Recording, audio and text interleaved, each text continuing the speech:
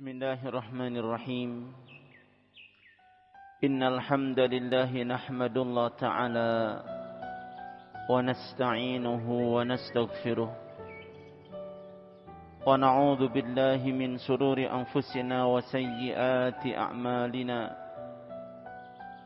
Man yahdihillahu fala mudilla lahu wa man yudlil fala hadiya lahu. أشهد أن لا إله إلا الله وحده لا شريك له وأشهد أن محمدا عبده ورسوله صلى الله عليه وسلم تسليما كثيرا. يا أيها الذين آمنوا اتقوا الله حق تقاته ولا تموتن إلا وأنتم مسلمون. Ikhwani fi din, a'azzanillahu iyyakum, ma'asyiral muslimin rahimani rahimakumullah. Allah Subhanahu wa ta'ala mengingatkan kepada kita, wasbir nafsaka ma'al ladzina yad'una rabbahum bil ghadati wal 'ashyi yuriduna wajhahu wala ta'du 'ainaka 'anhum turidu zinatal hayatid dunya wala tuti' man aghfalna qalbahu 'an dzikrina wattaba'a hawahu wa kana amruhu furuta. Disebutkan dalam surat Al-Kahfi ayat 28 ini, Allah Subhanahu wa ta'ala menasihatkan kepada Nabi SAW juga kepada kita tentunya.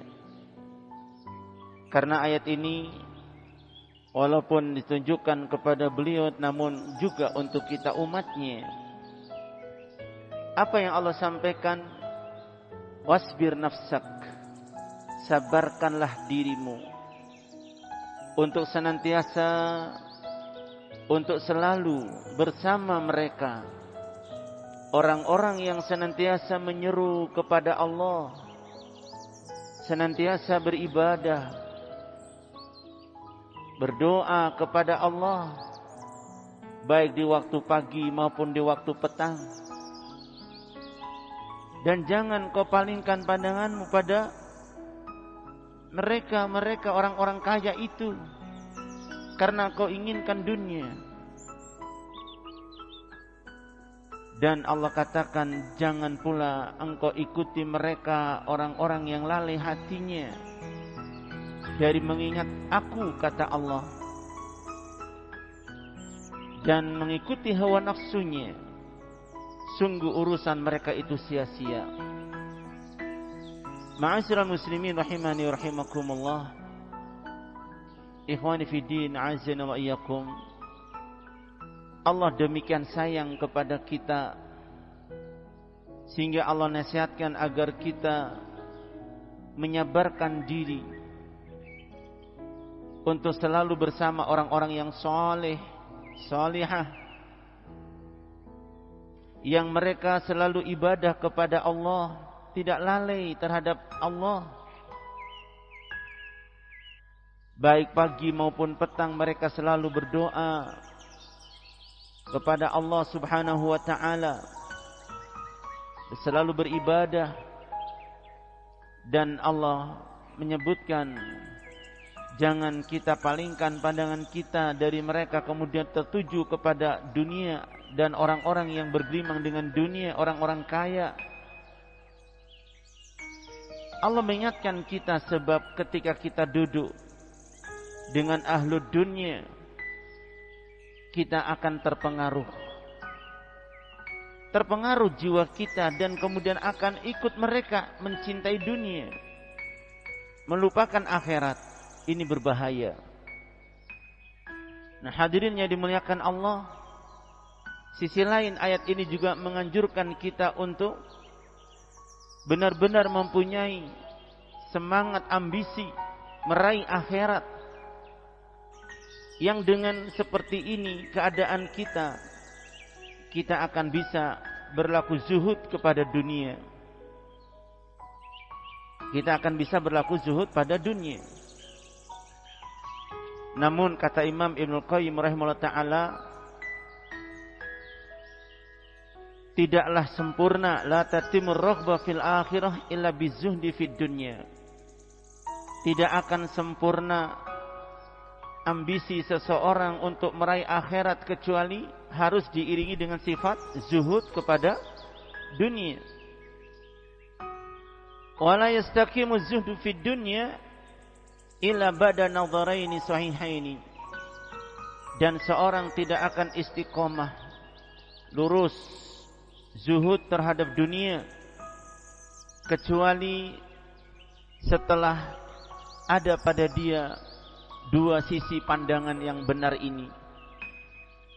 Pertama, dia memandang dunia, begitu cepatnya dunia itu hilang, fana, sirna.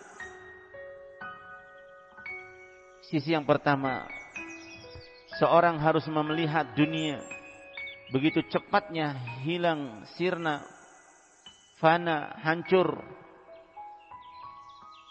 Sisi yang kedua, kata beliau rahimahullah ta'ala, an-nadharu fil akhirah wa iqbaluha, memandang akhirat, yang mana akhirat terus mendekat, menghadap dirinya, datang dan terus mendekat, sedangkan dunia menjauh. Ya. Dan dia harus memandang kekalnya akhirat dan juga memandang mulianya kenikmatan yang ada di akhirat yang Allah siapkan. Seperti yang Allah katakan, wal akhiratu khairun wa abqa. Dan akhirat itu lebih baik, lebih kekal. Ini dua pandangan yang akan mengantarkan seorang untuk bisa berlaku zuhud terhadap dunia dan akan semakin getol semangat untuk meraih akhirat. Seperti yang Allah nasihatkan kepada kita dalam ayat yang lain di surat Thaha ayat 131. Allah Azza wa Jalla menyebutkan, wala tamuddanna 'ainaika ila ma matta'na bihi azwajan minhum zahratal hayatid dunya linaftinahum fi wa rizqu rabbika khairu wa abqa. Allah katakan dalam ayat yang agung ini, dan janganlah kau tujukan pandanganmu, jangan kau tunjukkan kedua pandangan matamu pada kenikmatan-kenikmatan dunia yang kami berikan kepada mereka, orang-orang yang kaya di antara kalian. Itu adalah hanya merupakan zahratul hayatid dunya, kenikmatan-kenikmatan berupa harta yang ada pada mereka yang Allah berikan kepada orang-orang kaya di antara kalian. Allah katakan itu adalah zahratul hayatid dunya. Allah menggambarkan itu adalah bunga kehidupan dunia. Kenapa Allah sebutkan di sini dengan istilah bunga, ya ikhwah? Antum tahu keistimewaan dan nilai bunga pada satu pohon. Pertama, bunga itu dalam satu pohon adalah merupakan bagian terindah dari pohon itu. Betul enggak? Betul. Kalau antum lihat, bunga ini adalah bagian terindah dari pohon. Ya. Sehingga ketika pohon berbunga, indah sekali. Dan lebih mahal harganya karena indahnya. Itu kehidupan dunia. Allah menggambarkan dengan bunga. Karena apa? Dunia ini, harta benda ini seperti itu. Merupakan bagian terindah dari dunia ini. dalam pandangan manusia. Satu sisi. Sisi lain, dari pohon itu, bagian yang paling cepat gugur, kira-kira apa? Hah? Dari bagian pohon yang ada, apakah rantingnya, daunnya, atau bunga yang cepat gugur? Bunga juga. Bunga cuma keluar sebentar, mekar, layu, jatuh. Begitulah dunia. Jangan antum heran, fulan kemarin baru lahir, miskin, gak punya apa-apa, kuliah selesai, jadi orang kaya, tiba-tiba miskin, jatuh lagi. Tidak lama. Fulan kemarin miskin, pedagang masih pakai dorong-dorong gerobak, tahu-tahu sudah pakai mobil, tahu-tahu sudah punya ruko, tahu-tahu bangkrut. Kehidupan dunia, ikhwan. Betul? Seperti itu Allah menggambarkan. Jadi kayak bunga. Ketika akan keluar, orang menanti kayak apa indahnya. Begitu keluar, wah indah Masya Allah. Tapi tidak lama, layu, jatuh. Kalau sudah jatuh begitu, kira-kira masih ada harganya enggak? Hadirin. Orang kaya dihargai, tapi orang sudah jatuh bangkrut, orang lari. Dulu dihargai karena masih kaya raya. Bangkrut, tidak punya harta, siapa mau bantu dia? Betul enggak? Seperti itu kehidupan dunia yang Allah gambarkan, zahratul hayati dunia. Jadi harta itu enggak lama. Dunia ini pada kita, harta benda itu enggak lama. Titipan saja sesaat. Ya. Tapi kamu lihat dunia itu, Masya Allah, seperti digambarkan Rasulullah SAW, ad-dunya khulwatun khadiratun. Dunia itu manis, hijau, seperti bunga itu, harum, semerbak, ya, aromanya dan indah dipandang mata, sehingga orang semua senang menikmatinya. Namun di balik itu tidak sadar, tidak lama akan gugur. Begitu dunia. Sehingga barakallahu fikum, jangan kita tertipu dengan dunia. Ya, maka Allah katakan, jangan engkau tujukan pandanganmu kepada kenikmatan dunia semata. Yang Allah telah berikan kepada sebagian orang di antara kalian sebagai kenikmatan hidup bagi mereka. Itu adalah bunga kehidupan dunia yang Allah sebutkan linaftinahum fi. Itu untuk menguji mereka dengannya. Diuji kita dengan harta itu. Dan ingat ikhwah, kata Allah dalam ayat yang terakhir, wa rizqu rabbika khairun wa abqa. Dan rizki Rabbmu itu lebih baik, lebih kekal. Yakni rizki yang Allah berikan di akhirat, itu lebih baik, itu lebih kekal. Dan ada rizki yang Allah berikan di dunia lebih baik dan kekal untuk pemiliknya. Kalau mau, apa itu? Ya, yaitu berupa ilmu, hidayah, taufik minallah, ilmu yang Allah berikan kepada kita. Seperti kata Syekh Abdurrahman Nasir As-Sidi rahimahullah ta'ala ketika menjelaskan firman Allah, wallahu yarzuqu may yasha'u bighairi hisab. Dan Allah Ta'ala memberikan rizki kepada hamba yang Allah kehendaki tanpa batas. Beliau menyebutkan rizki yang Allah berikan kepada kita ada dua. Yang pertama rizqud dunyawi, rizki yang sifatnya berupa dunia, harta benda. Ya, harta benda. Ini yahsulu bihal mu'min wal kafir, didapatkan oleh orang mukmin maupun orang kafir, semua dapat rizki ini. Dunia ini Allah berikan kepada mereka yang mukmin, yang kafir, semua dikasih. Tapi yang kedua yaitu rizqu fil qalb, rizqul qalbi, rizki yang ada di hati kita, berupa ilmu, berupa iman.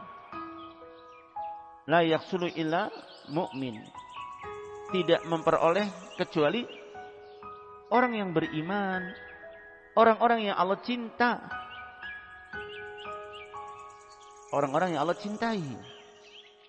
Dan ilmu ini ketika Allah berikan kepada seorang hamba, Di dunia akan memuliakannya, meninggal dunia akan menyertainya, dan di akhir akan mengangkat derajatnya. Itu ilmu. Di dunia akan menjaganya, di kubur akan menjadi pembelanya. Ia bisa menjawab pertanyaan malaikat dalam kuburnya. Di akhirat akan menjadi petunjuk penerang jalan menuju surga Allah.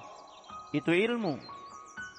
Sedangkan harta di dunia kita harus sibuk urus, ya, menjaganya, mengurusinya.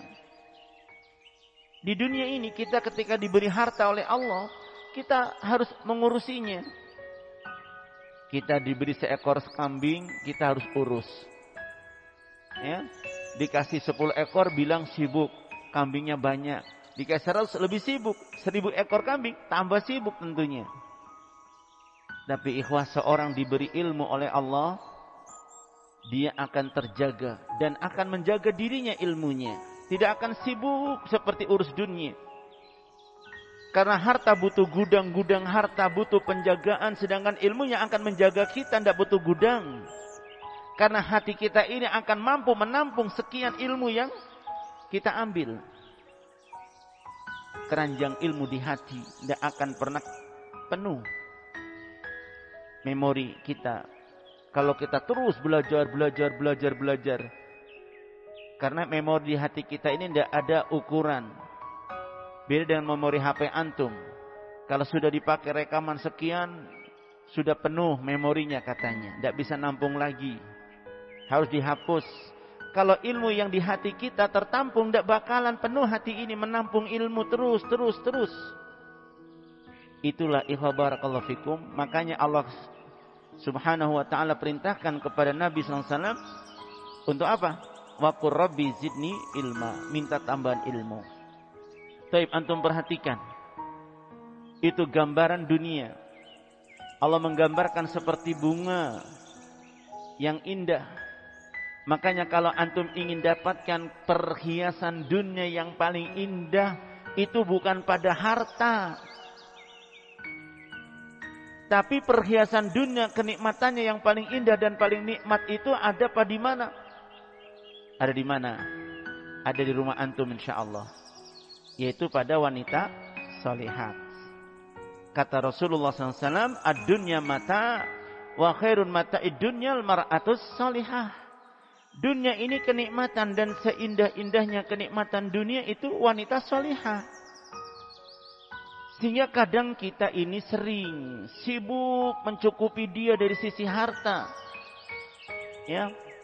Tapi sisi lain ilmu enggak pernah dicukupinya. Nah, ini kadang-kadang ketimpangan di sini ya ikhwah. Ya. Yang namanya sifat wanita seperti kita manusia biasa. Punya khirs, ambisi, ingin lebih terus, tidak pernah cukup. Seberapapun usahamu mendapatkan dunia, harta, benda, dikasihkan semua kepada istrimu, tidak bakalan dia merasa cukup, tidak bakalan. Kecuali diiringi dengan sisi ilmu. Sehingga dia akan memberi nasihat kepadamu. Seperti wanita salafus soleh dulu. Ketika suaminya akan pergi mencari nafkah, apa pesannya? Bukan ya, deng cari banyak-banyak pulang bawa uang banyak. Bukan itu. Dia pesan, wahai suamiku, carilah yang halal. Kami sabar menahan lapar, namun kami tidak sabar menahan siksa api neraka. Baik-baiklah dalam mencari rizki. Coba lihat. Kira-kira kalau istri antum ketika mau berangkat kerja antum pamit, dia sampaikan kata-kata ini sejuk di hati atau panas hatinya? Sejuk, Masya Allah istriku, sabar ya. Sehingga pulang bukan disambut dengan apa? Ya, dengan kemarahan, tapi disambut dengan senyuman dulu. Dia sudah tersenyum melihat antum pulang sehat, selamat. Ya, tidak bakal tanya dapat tidak deng. Dapat berapa kan? Tidak tanya itu. Sudah duduk tenang, nanti nggak usah ditanya, nggak usah diminta. Kalau dapat pasti akan dikasih. Itu suamimu nggak bakalan dia tahan-tahan, pasti tahu butuh ini, butuh ini. Karena cintanya semakin besar padamu, Kamu belum tanya sudah, ini alhamdulillah dari rezeki, masya Allah. Itu. Ya, ikhwah barakallahu fikum. Makanya disebutkan kembali, ternyata ilmu itu yang lebih baik. Ya. Dan ini akan menyabarkan diri kita tentunya. Nah, ikhwah barakallahu fikum. Rasulullah sallallahu alaihi wasallam mengingatkan kepada kita, dan ini contoh teladan bagi kita, bagaimana beliau menanamkan ya kepada jiwa anak-anak yang masih tumbuh dalam remaja muda belia, bukan dimotivasi untuk meraih dunia, tapi ditumbuhkan jiwa untuk zuhud terhadap dunia, jiwa untuk menjadi anak-anak akhirat, sehingga mereka tumbuh kembang dengan keberanian yang luar biasa, dengan semangat hidup beramal soleh yang luar biasa.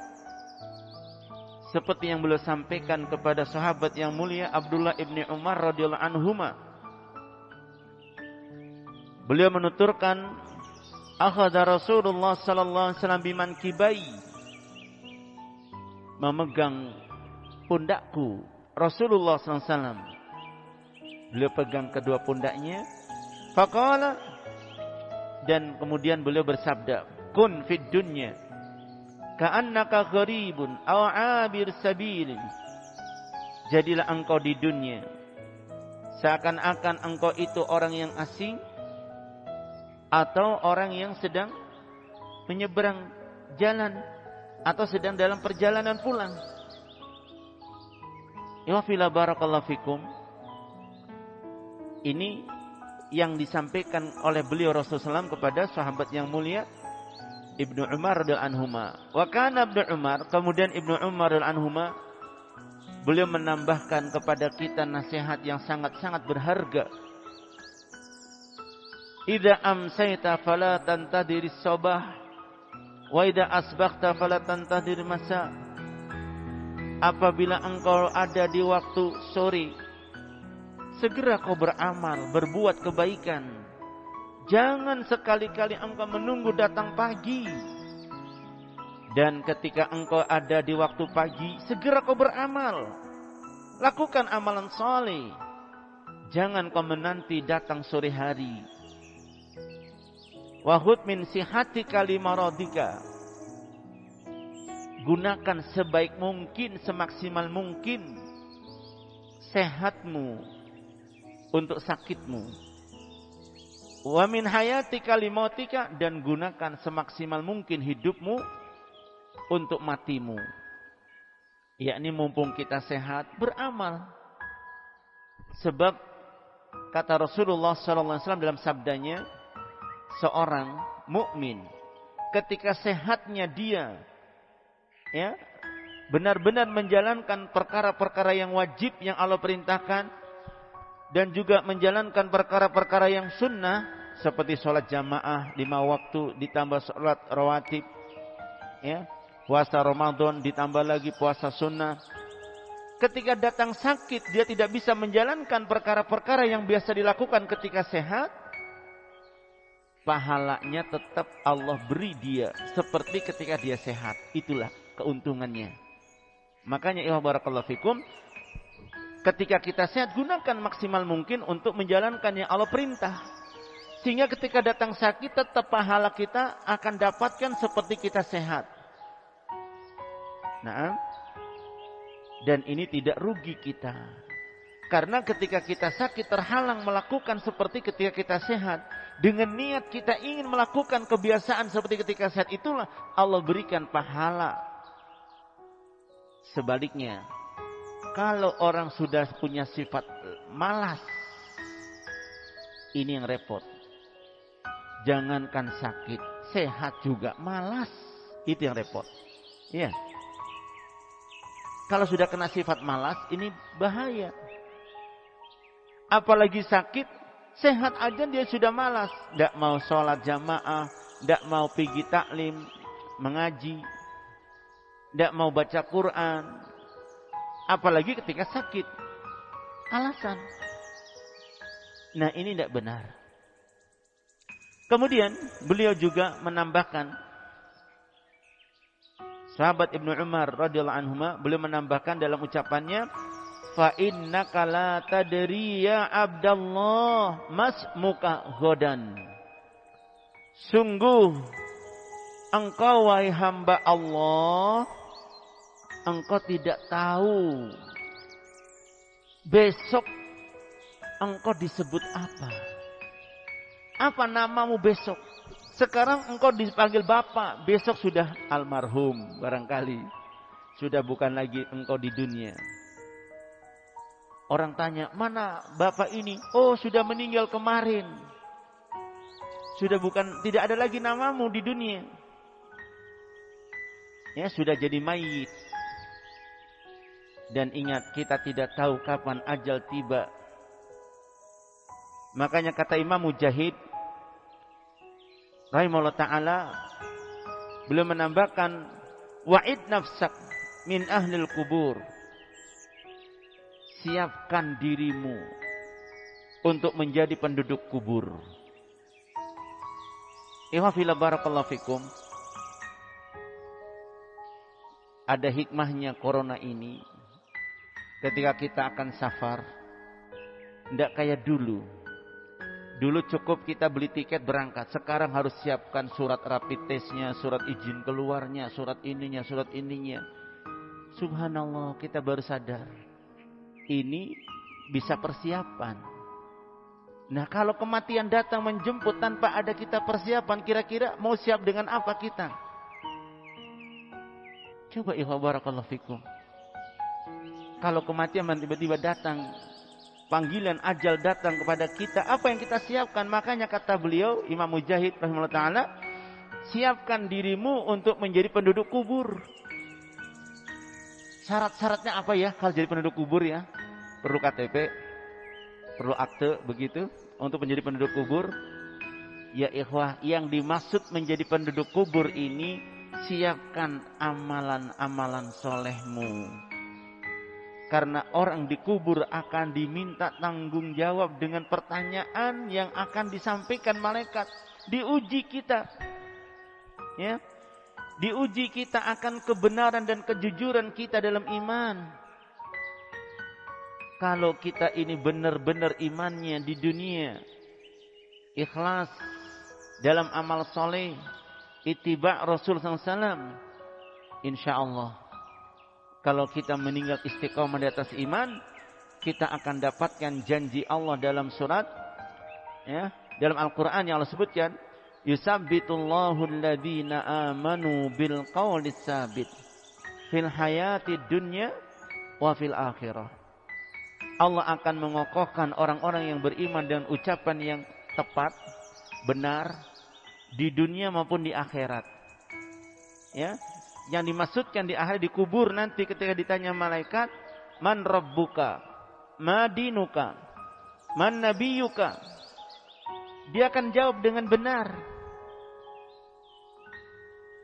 Naam ya fillah barakallahu fikum. Coba perhatikan yang dicontohkan beliau Rasulullah SAW, cara mendidik anak-anak muda.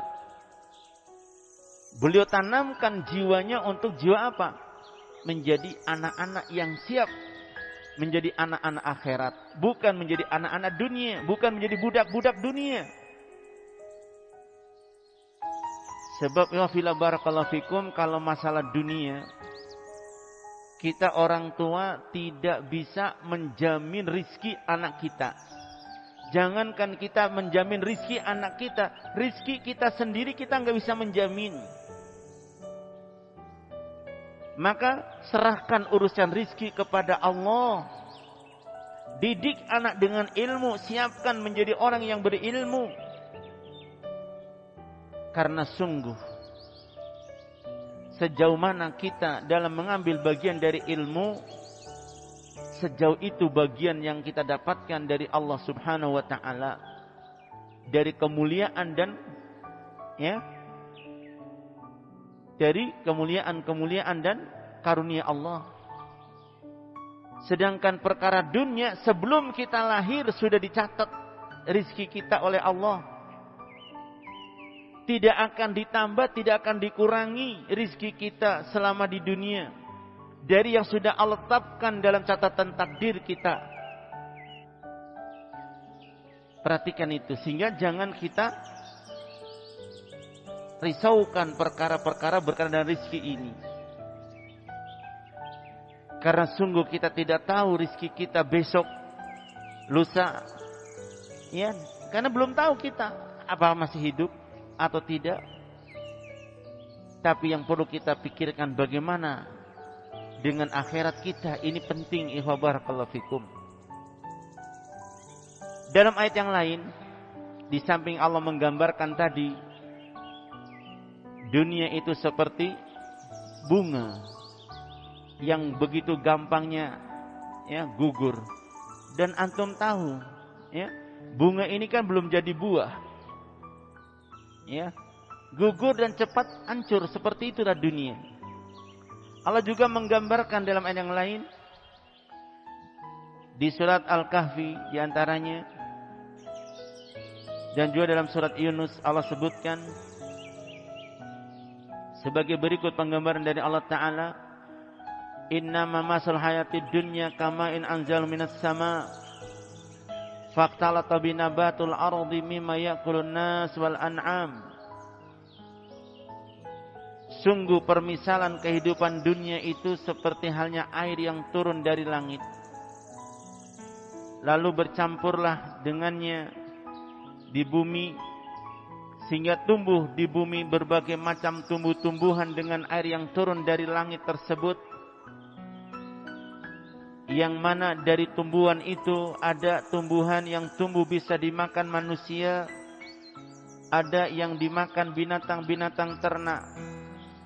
Hatta idza akhadatil ardu zukhrufaha wa zayyanat wa dhanna ahlu annahum qadiruna 'alaiha, sehingga ketika bumi itu telah menampakkan dan mengeluarkan perhiasannya, telah berhias bumi itu setelah kena hujan, seperti antum lihat sekarang di kampung antum ini, di negeri antum ini, karena kemarau, tandus kering, nampak kering seluruh tanaman, rumput-rumput juga mati karena keringnya tiada air, ya.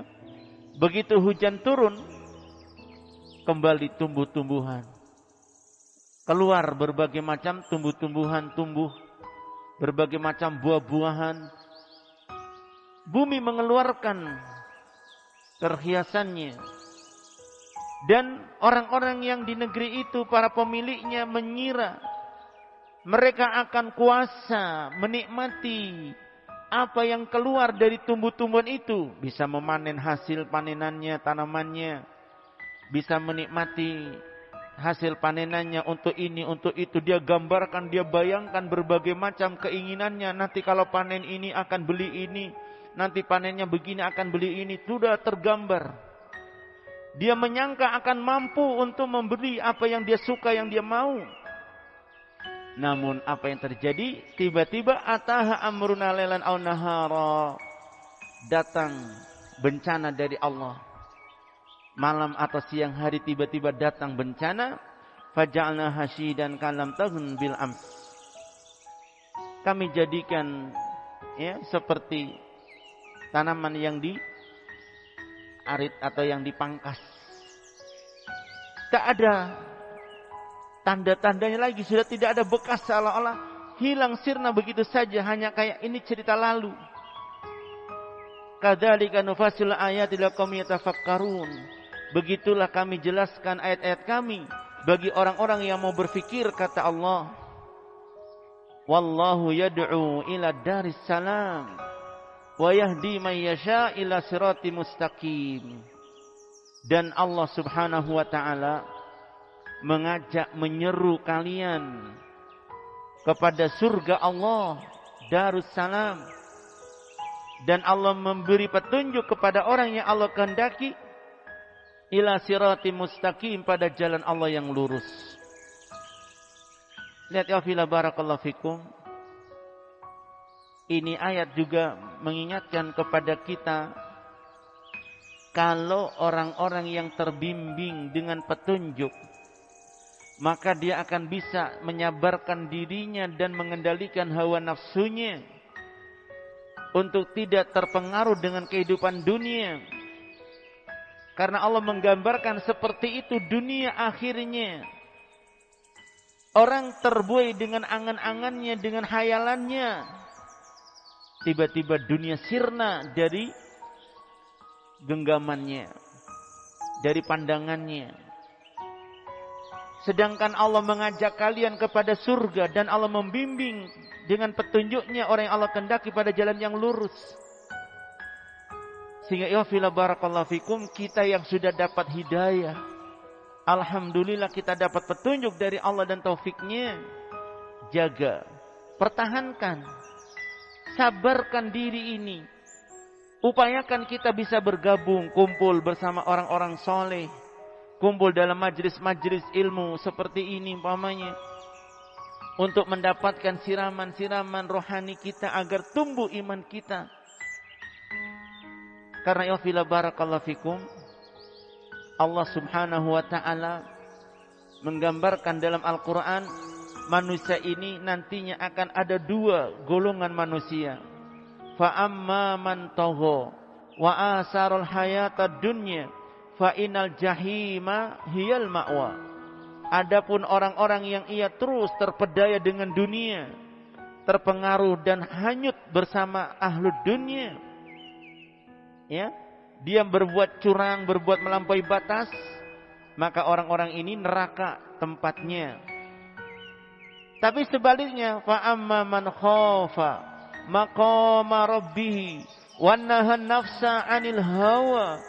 Adapun orang-orang yang punya rasa takut, dia khawatir dan takut nanti bagaimana dirinya ketika menghadap Allah di akhirat ketika dihisab, sehingga ia hidup mengendalikan hawa nafsunya.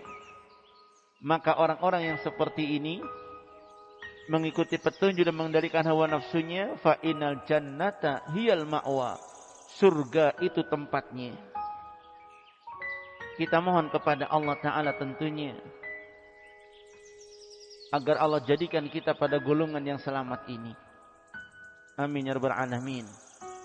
Dan ya fila barakallahu fikum, makanya Allah sampaikan dalam surat Al-Kahfi, al-malu wal banuna zinatul hayatid dunya. Harta benda juga anak-anak itu adalah perhiasan kehidupan dunia. Semua orang senang, semua orang suka memiliki harta, punya anak. Nah, ya fila barakallahu fikum, tentunya orang itu sangat bahagia ketika harta dia punya. Harta banyak, anaknya juga banyak, senang. Tapi ketika seorang punya harta banyak gak punya anak, kesenangannya kurang. Sayangnya dia kaya raya tapi gak punya anak, kan begitu.